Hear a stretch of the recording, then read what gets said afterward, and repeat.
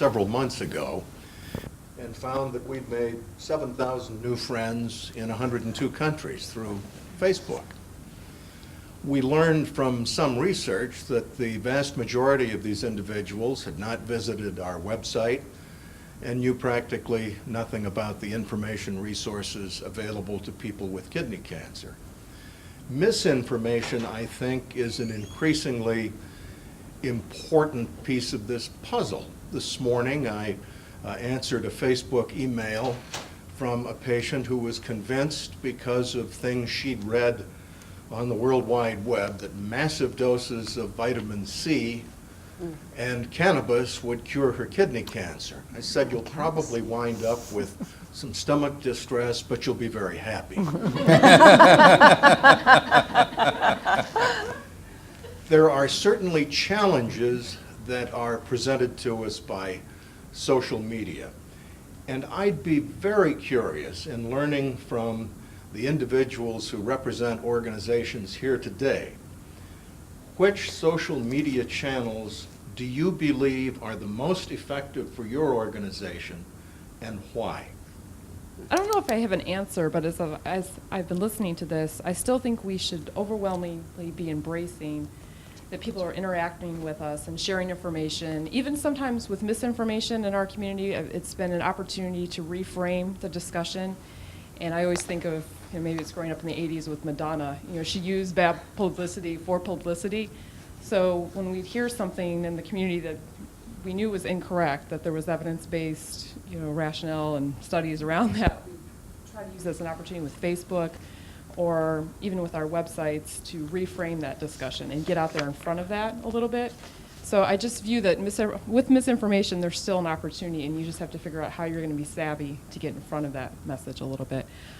Well, at Komen, we're using Facebook and Twitter both, and I'm not in that area, but I know that Facebook, it's largely because of the demographic on Facebook and the demographic that we're trying to reach. But I think we're also doing a lot with Twitter and seem to be pretty successful with it. I wanted to say about Facebook, it's a good disseminator of information, but it's also a great disseminator of support.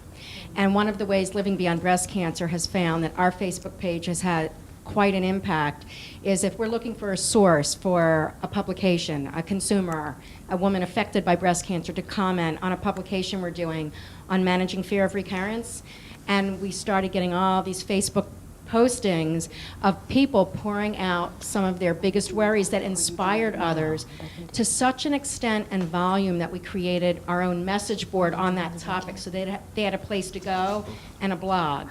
So I think as we're talking about utilizing Facebook in different ways, it's a great information disseminator, but for some of our organizations, I think it's great for support. We started maybe colon cancer advocates started perhaps about 12 years ago using email to connect ourselves and build advocacy and build organization and meet each other and talk to each other. And that has enabled us, as our organizations have grown, to communicate and to communicate across the country and across the world. You don't have to be in Washington to make an impact on what is happening in Congress or what is happening at the FDA. So that was the first step. Facebook has taken that in a little different direction.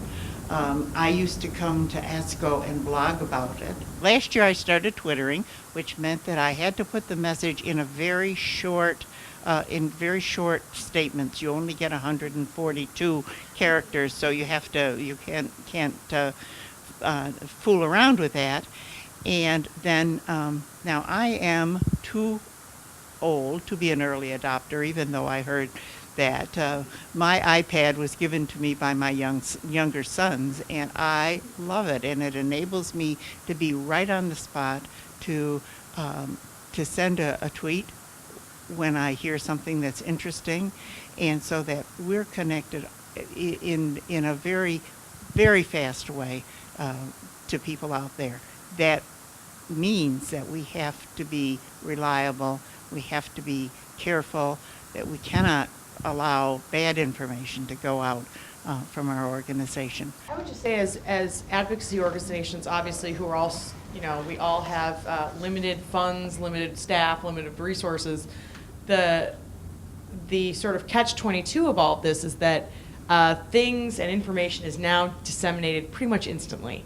And so you no longer have time to wait until you first, I mean, like, if you think really back, you no longer have time until you print your quarterly newsletter. You don't even have time until you send your bi-weekly e-newsletter. You don't even have time to send out the email 2 days later. And for example, the average college student, and I can't quote the source, they say sends an average of 100 texts a day. And they don't even email anymore. Email's over. You know, and because email is not fast enough. It is not timely. And so the struggle that we always have as an organization, and we're dealing with that demographic, so we're struggling almost more than the average bear, is how do we as organizations change the dynamic of our organization so we can keep up with that changing technology and we are capable and ready to respond in an immediate capacity. And I think that's something as organizations we all sort of struggle with, and it's something that we have to change the paradigm of how our organizations are structured in some ways, because it's kind of like if you don't comment it, you know, if you don't tweet it, if you don't put it on Facebook, if you don't respond to it, you know, that came off of a blog within an hour, you know, everybody else has, or it's somewhere else, and you're kind of it's keeping relevant. It took radio 38 years to reach 50 million people, and it took Facebook 9 months to have 100 million users.